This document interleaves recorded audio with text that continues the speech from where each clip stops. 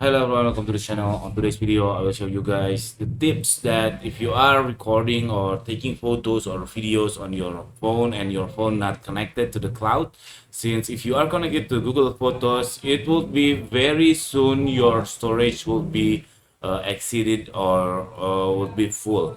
So for me, I don't recommend you to use the cloud backup. So if you are taking photos or videos on your phone and then want to move it easily to your computer, what I have done so far, I move the photos.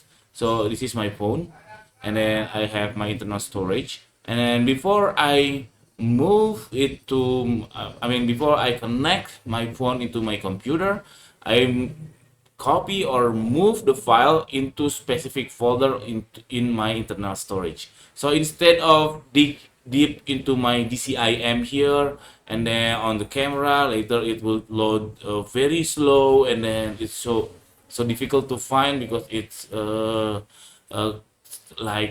mixing with any other your files.